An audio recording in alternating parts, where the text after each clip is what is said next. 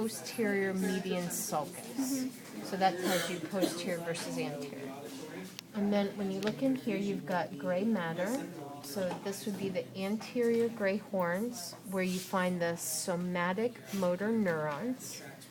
Your lateral gray horns, where you find your visceral motor neurons, or your autonomic neurons.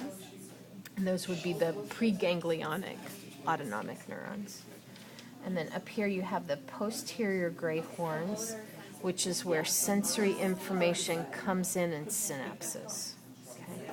Then down here you've got the white matter, so this would be the anterior white matter, or the anterior columns, or anterior funiculi. These would be the posterior columns or posterior funiculi, and then the lateral columns or the lateral funiculi.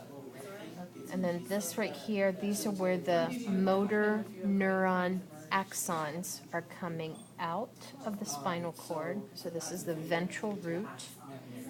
Here, this is the dorsal root, where the sensory axons are coming into the spinal cord. So dorsal root, ventral root. The two roots come together to make up the spinal nerve.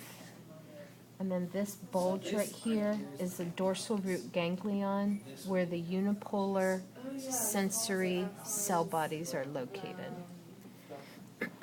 Then when you look here, you can see the spinal meninges. This would be the pia mater.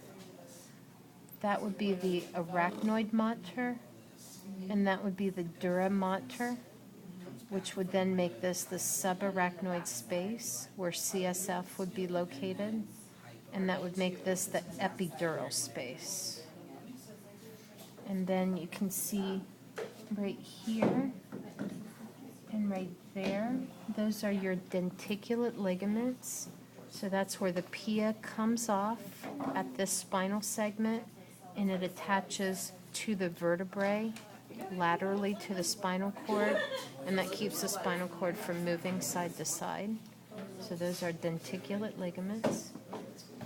And then in terms of information coming in and going out, if you're looking at a reflex, so for spinal cord reflexes, sensory information will come in, synapse in the posterior gray horn. Usually it'll synapse on an interneuron here in the posterior gray horn, and then that interneuron will come down and synapse on the motor neuron, somatic motor neuron in the anterior gray horn. Axon comes out, stimulates a skeletal muscle. So sensory always comes in dorsal, goes out ventral. If it's sensory information going up to the brain, if it's general sensory, then it'll come in here to the dorsal